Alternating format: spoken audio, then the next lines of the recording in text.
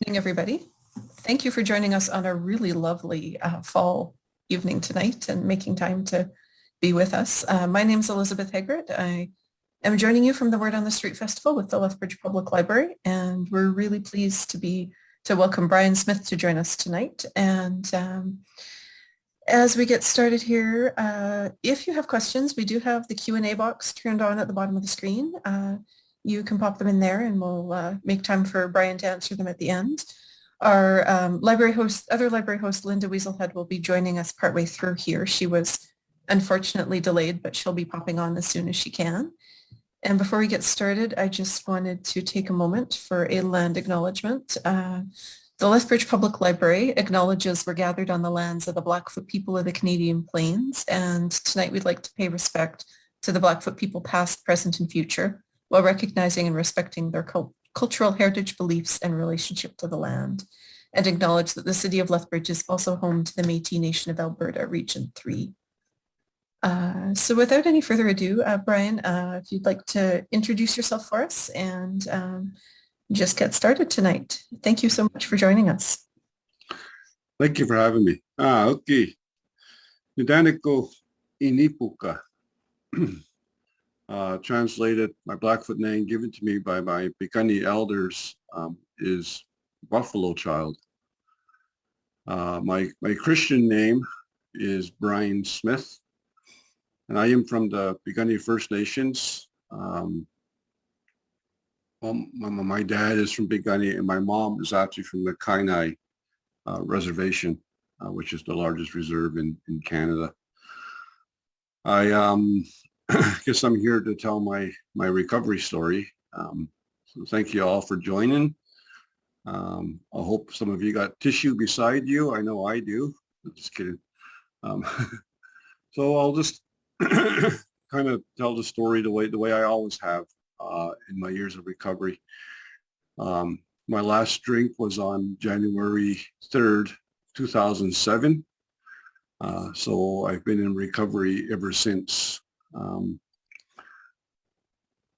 In understanding my own healing journey, I had to discover where it all started from. My earliest memories are actually living here in Lethbridge. Those of you that might know where the old Salvation, where the Salvation place is, just off, just kind of east from the City Hall. That's where I went to kindergarten. And so my earliest memories here in Lethbridge are really good memories, really kind people. It's just beautiful memories. Also, when we moved to the reserve in Brockett, my mom tells stories of when I was, when we first moved out there. We used to stay at the old Brockett store, and there was some old government homes that some elders stayed in. And I would get up early in the morning and I would go start their potbelly stoves for them in the morning there. So I was basically community raised, meaning that there's a lot of people that had a hand raising me. And that was kind of like the way our culture was back then. Us kids, we could run around and go anywhere, and all the older people would have a hand in looking out for us and making sure that we were safe, and very, very much the way our mom and dad would. So with our culture, I have a lot of parents, I have a lot of grandparents, people that I very respectfully call mom and dad and grandma and grandpa. So my earliest memories are just, like I said, very beautiful memories. I guess you could say the first thing that happened to me was my very first day at school. Now, I didn't go to residential school, but I did go to a Catholic school, St. Michael's Pincher Creek. and the nuns and priests and the brothers were still teachers at that time. And so my very first day at school, I went to the wrong class, and when I was directed to the right class I was supposed to go to, the sister that was there uh, really called me down. She said that, "You're such a stupid Indian boy. Don't you know where you're supposed to go?" And that traumatized me right away from day one. Um, One of the other things that happened to me on my first day was I'm somewhat ambidextrous. And I remember we were copying some stuff on the blackboard, and I was writing with my right hand. And my right hand got tired, so I switched to my left hand. And just then, the sister was walking by, and she had this yardstick that she would carry with her, and she hit me with it. I still have the scar today on my knuckle where she hit me, and told me not to write with the devil's hand. And one of my friends that I had made in that day, who was Caucasian, was sitting right beside me, and I asked her, "Well, what about Wayne?" And then she hit me, and I got another scar underneath here. She told me to mind my own. So a lot of I went from being this very well-respected good boy. Oh, hi, Linda. And and then in just a day, being told I wasn't all this all this negative stuff.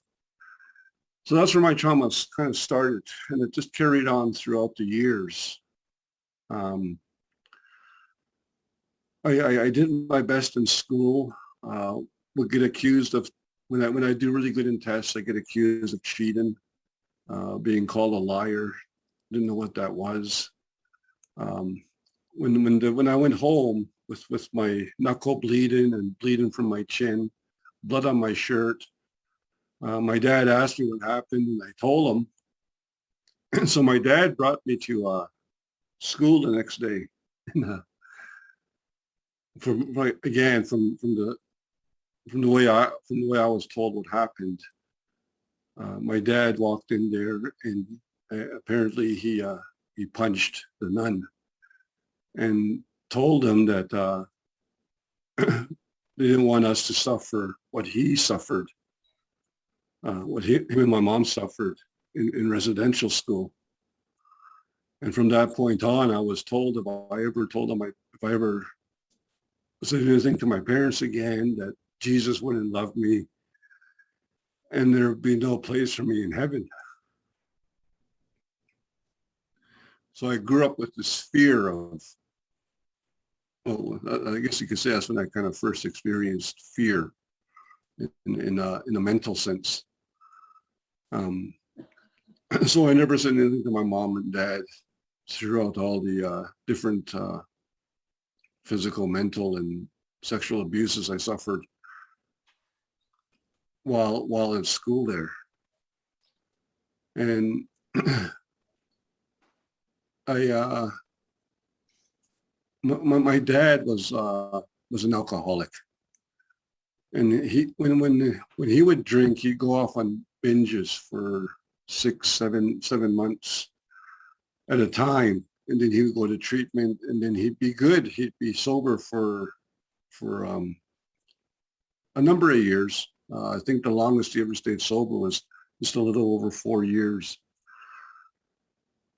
And so I kind of grew up knowing what an alcoholic was. I would ask my uncles and my other parents, "Where's my dad? What's wrong with him?" And they would explain it. They were honest with me. They explained to me what was happening. And my mom too. My mom was always honest with me, I guess you could say. And so I grew up with alcohol around. Also growing up, my dad used to rodeo. He used to work at rodeos. And so alcohol was always around. Uh, wherever during sports. My dad played hockey, and after the games, I'd see the men bring in alcohol or beer and see them drinking. So I grew up thinking it was normal that after sports, you sit down and you have a beer. And as I got older into my teens, uh, being boys, we would try and sneak some in every now and then. And every once in a while we get caught, and some of us would suffer a whooping from our parents or from our coach sometimes. And so I kind of put that aside. My dad, when he was sober, he was really good at organizing events for Brockett, for the Picanni people, and it really made me proud of him. He was my hero. Um, just with the things that he did, the events that he organized. You could look up Pincher Creek Film Festival of Aboriginal Motion Pictures, whereas we're people from around the world, Aboriginals from our First Nations people from around the world, all came to the small town of Pincher Creek for this film festival. This is an example of one of the events my dad put together, and seeing him do this, it just made me very proud of him and just made him my hero. In in grade 9, I did very well in grade 9, and my dad was bringing me to school back to St. Mike's, and so I could pick my classes going into senior high to grade 10. And my dad told me to make sure I take the 10 subjects, math 10, English 10, and that. So when I went into the school and I sat down in front of the guidance counselor, and he just pulled out this piece of paper and he told me, "You're taking math 13, English 13, and that." And I asked him, "Are those the matriculation courses?" He goes, "No." And I said, "Well, I thought my grades were good enough." And he said, he didn't say nothing to me. And I told him, "Well, what about Idna and Chris, two other natives from Brockett whose grades were better than mine?" And he looked at me and he said, "You Indians aren't smart enough to take the matriculation courses." So I think all those years, all those abuses that I went through, that I bottled down, that I never spoke of, I think it finally just got to me, because I jumped over the desk and I really beat up Mr. Stewart there. And so eventually, as a result, I got kicked out of St. Mike's. Matthew Halton, which was the public school in Pincher Creek, didn't want me. Lundbrook didn't want me. There was no way my dad was going to send me to St. Mary's on the Blood Reserve, which the residential school was still operating at that time. Carson didn't want me. Fort McLeod didn't want me. But I'm very grateful for Mr. Dennis Simpson, who was the guidance counselor at Claresholm High. He took me in. And for me, it was kind of a cultural shock, because I had teachers that encouraged me to do my best, and I've never had that. So it was very strange for me at that time. But it motivated me to try and to do my best. I love to run. And no, I'm not related to Forrest Gump, but I love to run. And if I was going someplace, if I could, I would run. And at that time, during my dad being sober, we used to have running thoroughbreds. I used to exercise them. I'd ride them in the mornings.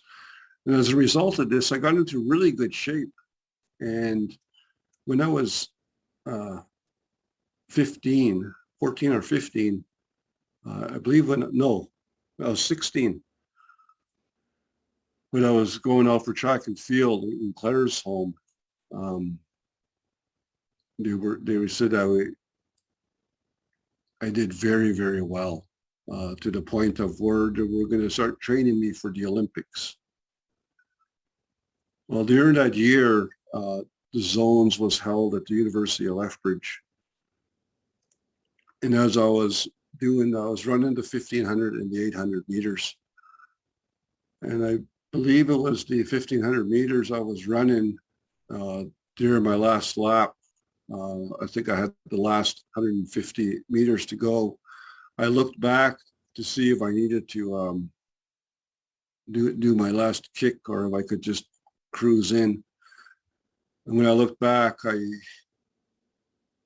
my heel went down, I stepped on a pebble and it totally wrecked my ankle. This part, my sister described this part. We got home and my sister was sitting on the couch. And she said the look of disappointment on my dad's face, she knew there was something wrong. And then she saw me coming in crutches. And, I had later found out my dad was on one of his binges after this. And he expressed his disappointment in me in not being able to make it to the Olympics, even accusing me of not trying. And then getting after me because I was in school in Claire's home for not being around to help the horses more. He just really laid into me during that binge. But again, he sobered up and he apologized and he said he didn't know where that was coming from, but that still hurt. That I still carried that pain. And he asked me what I was doing one week, and I had 1 month to go before I graduated high school in Claire's home. He asked me one week what I was doing, and I told him that I had no plans, and if I would help him bring our horses to Edmonton, to Northlands Park, to where we were going to race. And I was more than happy to help my dad do that. As a result, I wound up staying and didn't finish school. So as time went on, I started to get odd jobs here and there. With my ankle would be in pain, I called up my cousins and started drinking on weekends. My cousins would pick me up and I'd go out and I'd drink with them. Not every weekend, but that's where it kind of started after that, because I couldn't ride the way I used to. My ankle would get too sore. My knee would swell up from having to adjust my weight and how I walked and how I rode. And so I discovered that alcohol takes that pain away. And I also discovered that when I really start thinking about everything that I suffered through, I didn't have to think about it. And partying became fun, I guess you could say. Well, eventually I moved home. I stayed in Claire's home after moving back from Edmonton, stayed in Claire's home, worked there. And at the age of 22, I decided it was time I get my grade 12. I wanted to go to college or university. I didn't know what I wanted to do with my life just yet, but I knew I had to get my grade 12. So I moved back home and got into school in Pincher at the public school. I went for the adult, but for the adult education, uh, but they said that I was too late in registering. There no more seats left. But the principal at Matthew Halton was a really good friend of mine. He made some phone calls and he got me into school. So I was just told not to tell anybody how old I was. And no, he told me I start school on that Monday, which was kind of funny because I never knew this, but my sister told me that some of her friends thought she was older than me. She's 6 years my junior. So I always kind of teased her about that. So I graduated in 89, uh, June of 89, and things seemed to be going good. Uh, and then my dad relapsed. And during this time, I drank with him once. And my grandfather on my dad's side was still alive at that time. And he kind of got on my case about that. So I never drank with my dad again. And I started working as a bartender in Pinch Creek. The place I was working at, my boss was a really good close family member. My uncle had a hand in raising him and his twin brother. No, they were Caucasian. And when I worked Friday nights, and if I had to work, open the bar on the next day, Saturday morning, they would make arrangements for me to stay at their grandma's place in Pincher, so I wouldn't have to drive home because my home was on the reserve, and it was a 25-minute drive, and I was drinking a little more often at this time. Whenever I bartend, I'd always stay and I'd have a few drinks or more than a few. Anyways, to the point where it wasn't safe for me to drive home, and my boss would realize this, so he made these arrangements for me to go stay at his granny's, who was a very wonderful lady and had no problems with it, and I had all kinds of respect for her. So I wouldn't make those kind of arrangements. Well, my dad, most of the time, when he'd go on his binges, he'd leave the house. He wouldn't drink at home. And he was on a binge. And I remember one Friday night, I we closed the bar, and a few of us were standing there, and we're all having a few drinks. And I looked at my boss and I told him, I'm just going to go home. And he goes, how much have you had to drink? And I told him, I don't know, but I just want to go home. I had this real gut feeling to go home. And it reached a point where I didn't care what anybody said. I was going home. I knew my mom wasn't at home. My grandmother on my mom's side was still alive at that time, and my mom was at her house here on the Kainai Reserve. So I knew there was nobody at home. And finally, he just gave in. He told me, "Well, call me when you get home. Make sure I want to know you made it home safe." And I promised him that I would. So I went home. Now, where we live on the reserve, it's down in the river bottom. So you don't see the house until you come over the hill. Well, when I came over the hill, all the lights were on at the house. All the lights were on at the barn, and I thought somebody was robbing us. When I got home, my dad was home. And so I was pretty happy about this. And he was still drunk. He was still drinking. And so I kind of relaxed and went to sleep because I knew I had to work that next morning. And I got up early and I went to go do the chores. And my dad, who hadn't slept, he'd been drinking all night, followed me to the barn, telling me stories. And I got the chores done, and my dad looked at me and he goes, geez, uh, my dad, when he was drinking, he called me boy. He said, geez, boy, you really did good. I didn't have to tell you what to do. And that's all he said. And to me, that made me feel really good. I was kind of hoping he'd say, I'm proud of you, because that's one thing my dad, he never ever said. He was proud of me.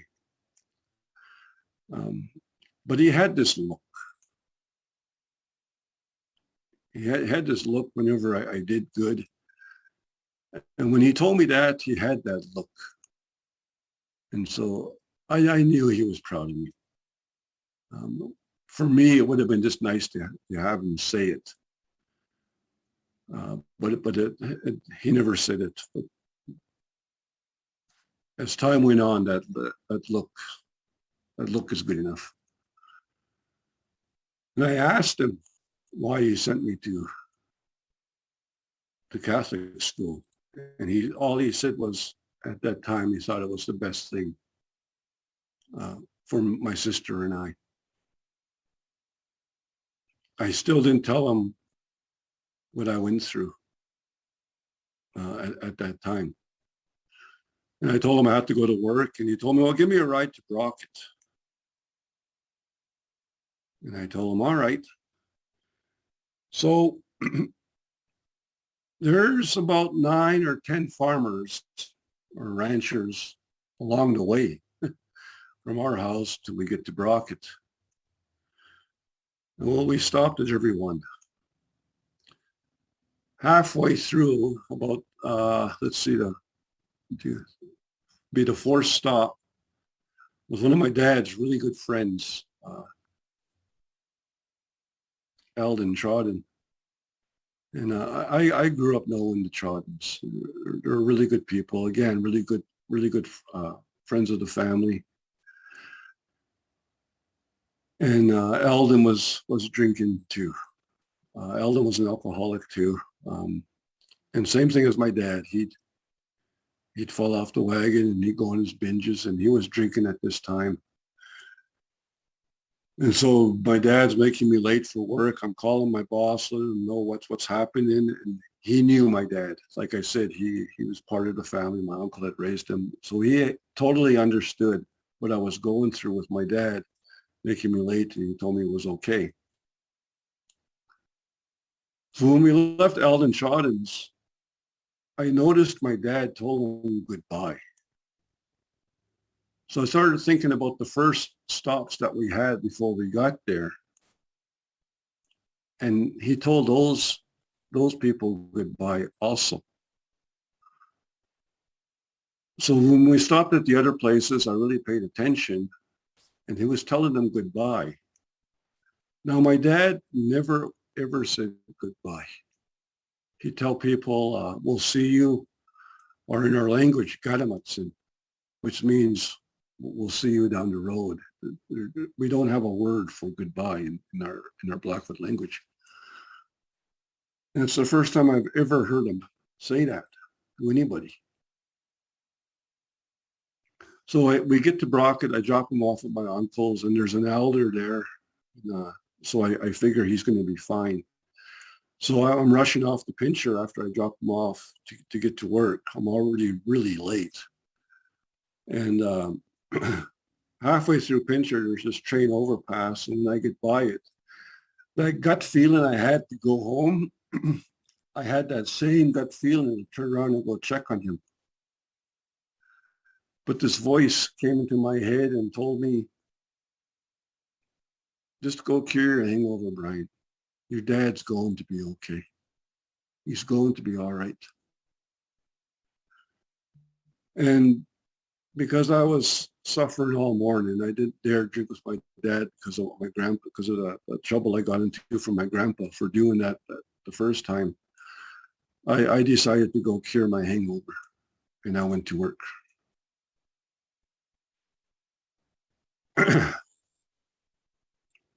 While I was at work, the phone rang, and I was the closest to the phone, and I just looked at it. And my boss, Rob, looked at me and goes, what's the matter with you? Aren't you going to answer it? And I told him I can't. He looked at me and goes, "You're really acting weird." You see, he answered the phone. And within seconds, he's just yelling and swearing, saying, "Don't lie, don't lie. Don't be don't be calling here talking like that." And then he was silent for quite a while. And he finally hung up the phone and he looked at me and he told me, "I think you better sit down." And I told him, "I know. He's gone, isn't he?"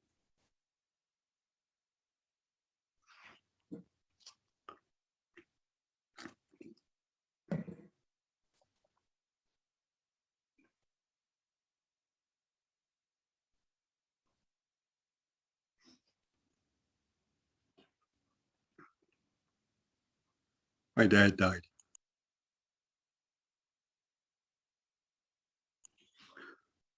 And my world came crumbling down.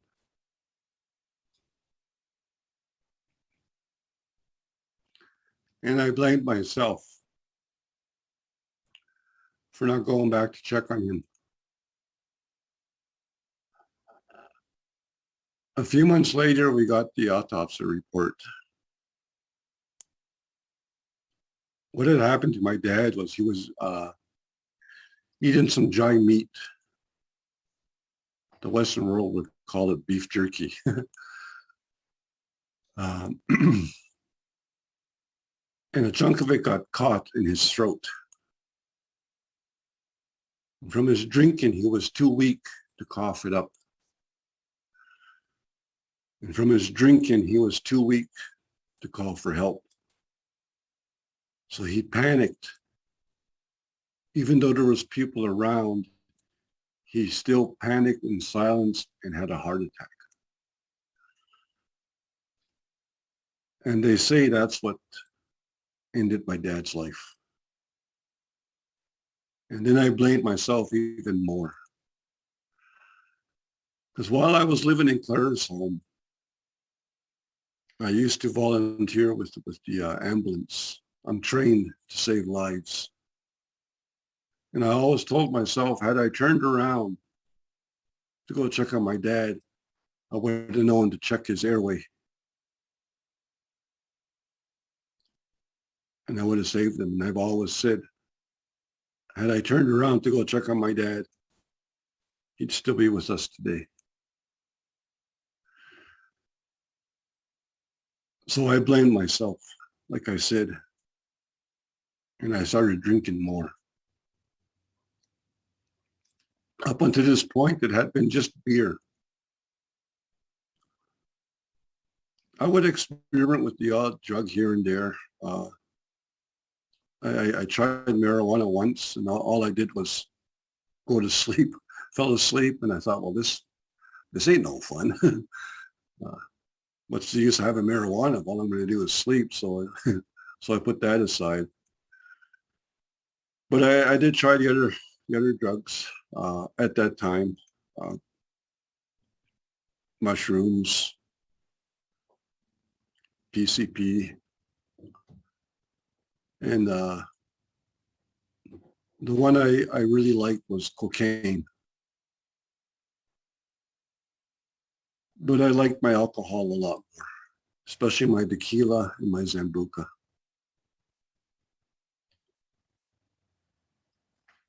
So as time went on, that's what I would do. If somebody started questioning me about my drinking, I'd pull out my map of Alberta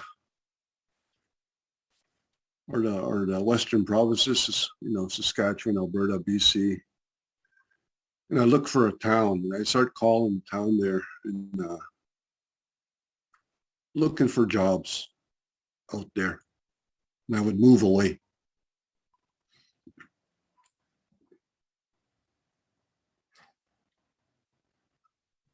But that guilt would always follow me.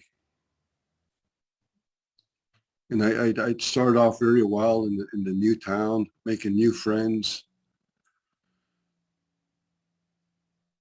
But eventually my drinking would catch up to me. Somebody would question it and then move on again. Going from relationship to relationship,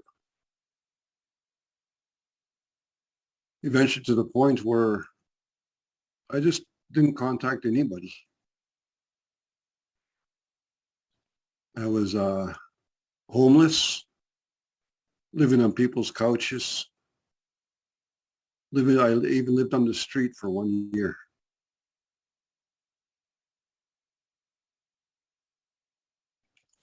And then eventually I came back home, still drinking. I reached a point where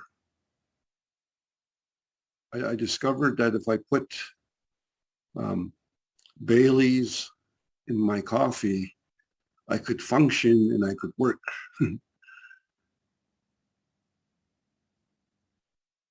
I was married at this time. Many years have passed on. This would be in the late 90s, in the mid to late 90s. I, I met this woman and um, we got married. And for me, it was the perfect family because they drank all the time.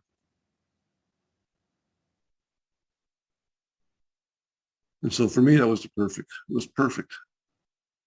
I didn't have to hide my drinking. I could blend right in. So needless to say, it was also very unhealthy for me. And I had convinced myself, my ex-wife, we we bought a house in Carson. Our two little boys were starting school, and we figured we should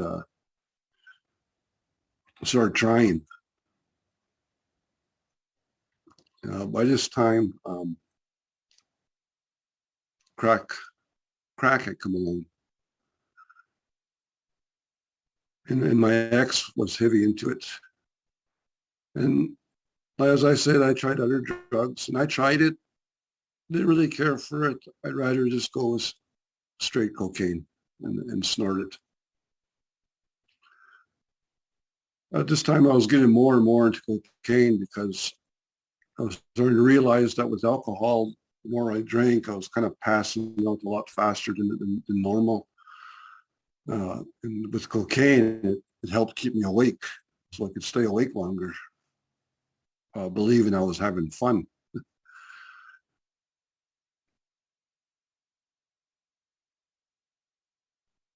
And then, so had a job at home hardware in Carson. And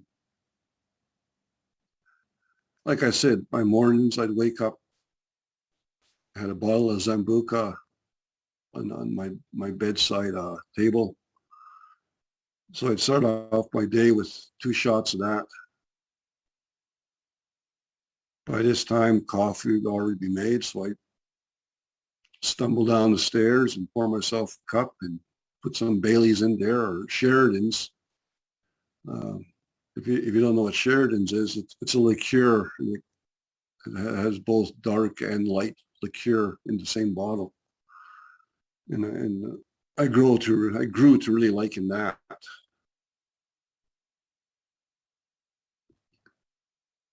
So I reached a point where I was drinking all day. At lunchtime, in my thermos, I'd have coffee again mixed with my liqueur.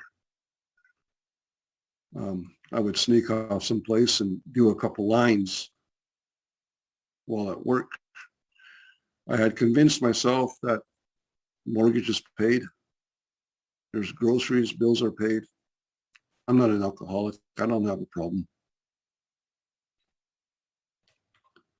But also by this time, one of the things I would do at night is I would get in my truck, put my CD disc in, um, and listen to old country. our powwow tunes. And I cruise, I drive around the Kainai Reserve, drinking by myself. Because to me, at that time, nobody knew how to have fun, just me. And every once in a while, my ex-wife and I, our oldest son, would come with me. So here I am drunk, driving with my 3-year-old son, thinking that he's really enjoying himself.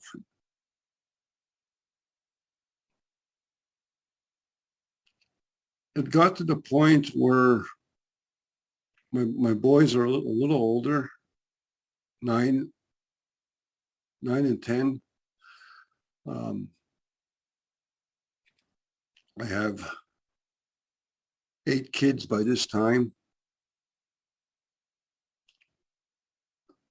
5 different moms. And 2 of my boys were just a year apart. We're playing hockey together. And I was coaching them. And where I worked, they had season tickets to the Lethbridge Hurricanes. And they one night they couldn't make it, and they asked if I wanted them. And I thought, yeah, I'll take my boys, one of their friends if they want.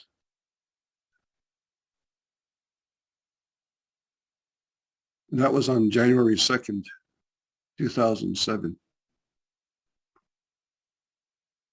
To this day, I still don't know who won that game. I blacked out. Somewhere between the second and third period, I blacked out. Now, the rest of what I'm about to tell you is what my 2 sons told me happened that night. My oldest son lived on the west side of Lethbridge. And they said we drove there. We drove from Inmax to the west side, or I drove it. Dropped them off, and I left. And they said I took really long. So I'm assuming I went to the bar. Probably closed down the bar because I wouldn't leave until they kicked me out. And then they said we took the back roads back home. And I asked them, you mean by the airport? They said, yes.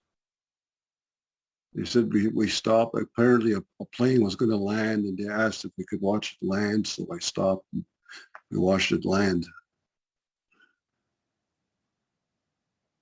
And apparently on that drive home, I hit the ditch a few times. Sat them on my lap and had them drive. They said they were really traumatized.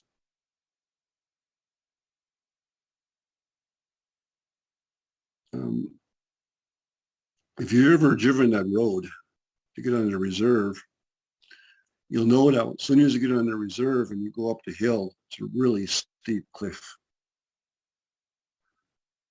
And they said we almost hit that a few times.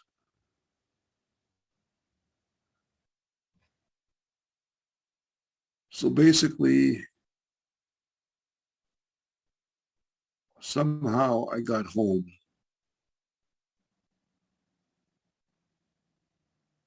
And when the boys told me this, I realized what I had done, how much I traumatized them, how if I had got into an accident, probably would have killed them and their friend, somebody else's child.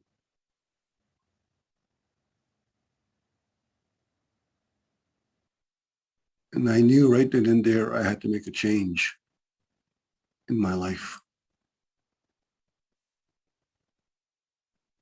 So on January 3rd, 2007, I called my late uncle, Oliver Shouting, and told him, I have a problem. I need help.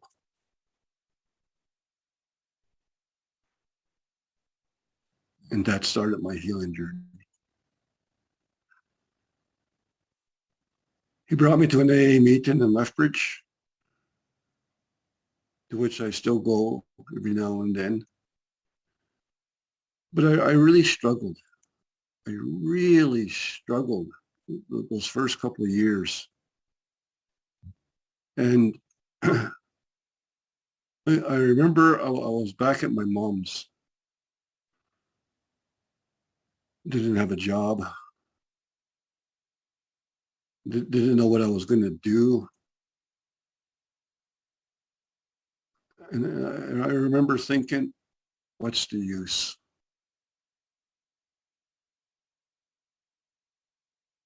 And I was really fighting the urge to drink. If something had gone wrong, I know I would have drank. But I got a phone call from one of my uncles who lives just across the river from my mom's.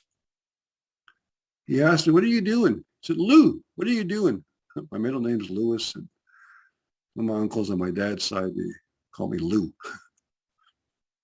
He says, Lou, what are you doing? No, I'm just sitting here feeling sorry for myself. Told me, come over, I'm going to have a sweat.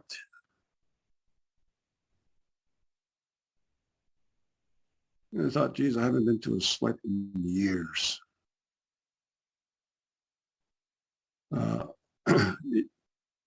As you know, on the blood reserve, well, even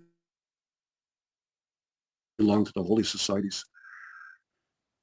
And I used to help them at their sweats, their all-night smokes, their night lodges. They call on me to help them. And I was, back then I was able to quit my drinking for 4 or 5 days and before the ceremony would take place. And I remember I really enjoyed those. And the reason why I really enjoyed those is because I remember my great-grandparents, Mukakin and Buna, they're weaselheads, Pat and Paula, weaselhead, and a lot of their teachings, and a lot of the elders from that generation. I got a lot of teachings from them in my younger years. So when my uncle called me to go to a sweat, I kind of had to question, well, I didn't question him, but in my mind, I was questioning him because he was kind of crazy too. But then I thought, no, I need to go.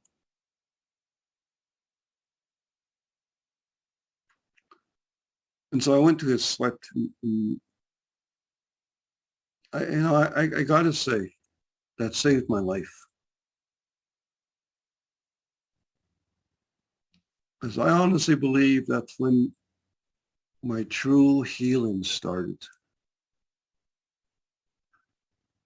If you remember, I told you about the atrocities I went through, the abuses I went through at Catholic school. Well, while I was in Claresholm High School, St. Mike's, they did a really good job of beating the Indian out of me because I didn't want to be Indian. So while I was in Claresholm, I wanted to be Don Johnson from Miami Vice. I even dressed like him. In the summer, the no shoes with those nice soft shoes that I used to wear, the white pants, the shirt with the V kind of showing, chest kind of showing a little bit, the hairstyle. Some people ask me, how come you want to be Tibbs, the black guy? And I said, no, I want to be Don Johnson. And so that's how I kind of acted. And I had really put away the native side of me. People would ask me if I had any white blood in me, and right away I'd say, well, my grandpa said there's some German. And I was told there's some others in that, but I was so proud to say that, and really working hard at trying not be Indian, because Jesus Jesus didn't love me as an Indian. There was no place for me in heaven as an Indian. That's what I grew to truly believe. So when I went to this sweat, it reminded me of the teachings from the old people, from the old elders that by this time had gone on to the other side. And so I started relating to some of the elders again. And I remember I went to a Pearson Sundance on the Blood Reserve. And I was really surprised to see this elder there. Rosie Dayrider, Grandma Rosie Dayrider, because she's with the Holy Societies. So I was really surprised and happy to see her there. And I really opened up to her about everything, about how I still felt guilty about not going back to check on my dad, how I still blamed myself that my dad passed away. And I remember Grandma Rosie looked at me and she said, "My boy, you're always telling your friends when they lose a loved one that their time had come. How come that's not the same for you?" And that's all she said. And she told me a couple of stories kind of related to that.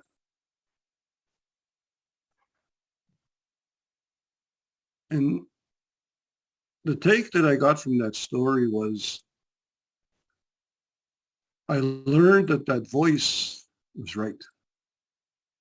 If you remember that voice I said when I wanted to go check on my dad, the voice said, "Your dad's okay. He's going to be all right." Well, he's okay. He's all right. He's in a good place now. He's happy. Had a couple dreams of him. He's leaning on the bar. He's still got a glass, but he's got a smile on, so he's happy. He's in a good place. He visits me every once in a while in my dreams, like I said. And yeah, he's, he is. And I had finally come to the understanding that his time had just come. The only thing different that would have happened had I gone to check on my dad was he would have died in my arms. And in all likelihood, I would have became a worse drunk than what I was, a worse alcoholic. If I'm being honest with myself, I can honestly say I would not be here speaking to all of you today. Because like I said, my dad was my hero. And that would have devastated me to no end had he died in my arms. So that voice protected me from that, protected me from myself.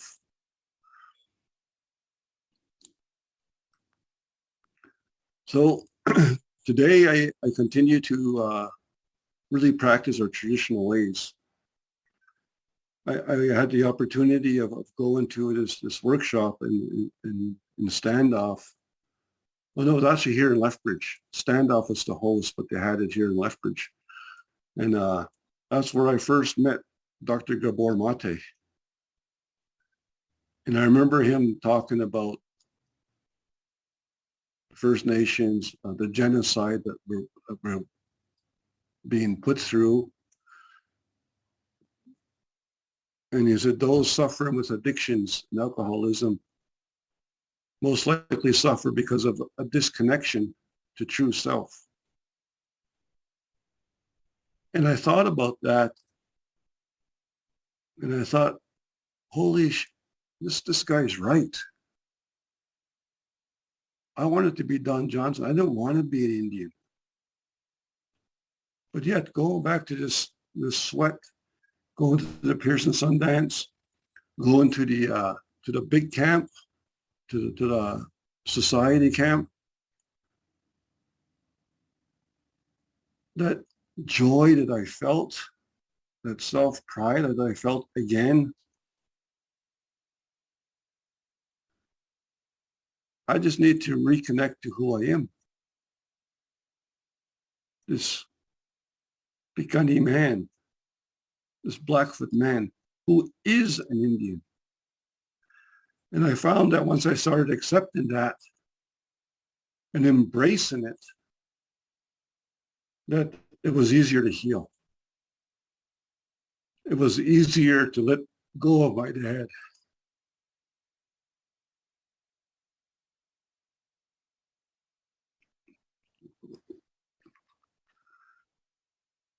It was easier to forgive Sister Agnes.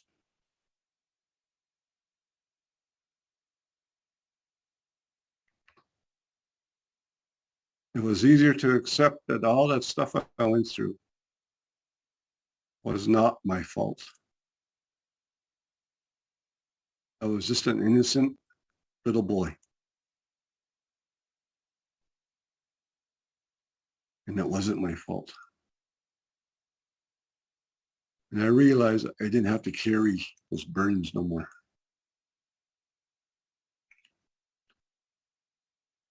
You know, I've always, because of them calling me dumb and all of that, I always thought that I was never smart enough to go to university. My last few years of drinking, I tried college. I took the Ag Tech program because I found out that the students always go to the bar on Thursday night. So again, get to go drink and that. And so of course, again, months to go and I didn't complete that 2-year course. And then when a man in Brockett gave me the opportunity as an youth addictions counselor during my 4th year of sobriety in Brockett, gave me this opportunity. And I remember one of the young boys I was working with, he's about 16 or 17. He got this aha moment. And when I saw that for the first time, I was like, wow, now I know what I want to do. And as a result of that, I got an opportunity to go work in Hay River, Northwest Territories, as a youth addictions counselor and to work with inmates with their addictions. And then the Northwest Territories changed their laws where anybody in the health science field had to have their minimum 2-year certificate.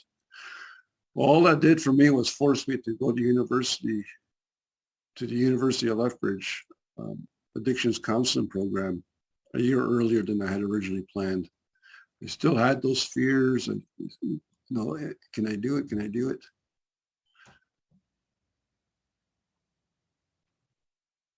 Well, as we say in AA and NA, by the grace of God, or for myself, by absolutely believing in Creator, without any doubt in my mind, I got to experience some pretty beautiful stuff by going to university. I was the first student of the U of L that did to do their senior practicum in New Zealand. And reason why I went down there is because the Maoris down there, you have a really high successful rate in recovery with their addictions program down there. And I wanted to see what is it they're doing. So I got to do that.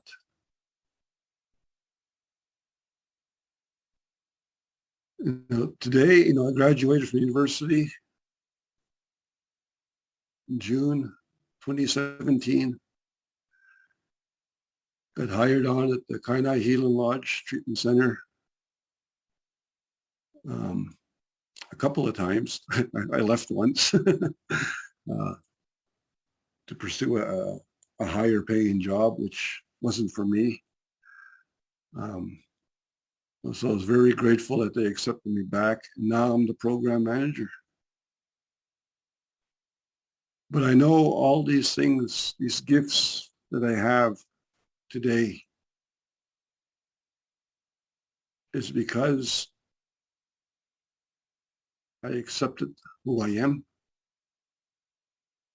I was once asked if I would change anything in my life, and the answer is no. Because of all those life experiences, I needed to live those life experiences to be able to do what I'm doing today.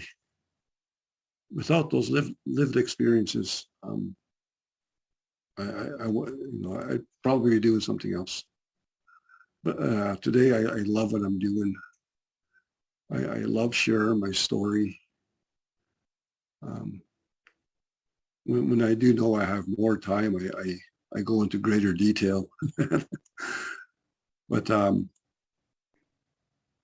yeah, no, for me, the biggest healing was accepting that my dad's time had come. And it's not my fault. The atrocities at Catholic school is not my fault. These are things that just happened to me. There's nothing wrong with me. And today, that's what I tell our clients today. There's nothing wrong with them. We just need to discover what happened to them and learn how to deal with those issues, if you will. Well, Bryan, I don't want to interrupt you. I'm just blown away by your story. Emotional. I thought I knew you a lot because you are, a relative. Yeah. But you're very courageous to come out and speak and look back and find out. And I hope that other people can gain some knowledge from you or gain a way, because, our paths are all different and all that. Mm-hmm. And so I have nothing but appreciation for you at this time, and so grateful that you accepted our invitation to come in. Mm-hmm. I know people, you might wonder, well, word on the street, that's about books. Mm-hmm. But because the way I was brought up, our oral traditions are far more important. That's how we pass things on. Mm-hmm. So that was my reasoning behind all of this, to get people to come in and yesterday somebody was talking about story, that each of the Blackfoot words is a story within itself that leads to another story. Yeah. And I always believed that about where I come from too. But like you said, we were denied that. We have holes in our souls that we need to kind of sew up, or whatever you want to say. So to hear your story has been, like I said, I'm blown away. Not just because you went through that, but because you said, well, what do I need to do? I mean, I don't think you said those exact words, but mm-hmm. I'm an important person. I'm unique. So I don't want to take your story, and because it's really impacted me, I have to say that, having grown up with alcoholic parents myself, mm-hmm. and seeing what they did and what they didn't do, and the whole boarding school, and we were all so affected by that. Mm-hmm. And that story is still not quite understood by the greater society. Mm-hmm. And we're always constantly being judged. There's something wrong with you because you're Indigenous. Mm-hmm. And even though you're successful, there's still something wrong with you. because I felt that pretty much all my life. Yeah. And I'm going like, wait a minute. So once again, thank you. Mhm. Thank you very much. For the audience out there, those that are, this will be replayed again. You realize that. Yeah. We're to replay it on YouTube and advertise it. I'm building up a section of Indigenous people's stories because I want people to identify and say, yeah, that's how I felt. But then I didn't know who to talk to. Like a lot of us don't know like, who do I talk to about these things? Because clearly non-Indigenous people that they want to help, but Mhm. even, sometimes their goodness is kind of even scary to us Mhm. because we're thinking, I bet they're just judging me. Yeah. I mean, because we have that in the back of our head. Yeah. You weren't Mhm. good enough. And Yeah. we in our heads we know it's Mhm. not true, but Yeah. in our hearts we're still feeling that, like, Mhm. you're still feeling it, Mhm. and so anyways, I'll cut myself short there, Mhm. and I just going to give you a few minutes to say anything you want to add at the end, and then I have to promote our next person Yeah. tomorrow, and Yeah. okay, Mhm. so go ahead. So just up here is my dad, painting of my dad. Um, Whenever I public speak, I always call on him to help me. So I thought if I see him, it will help me along with this process.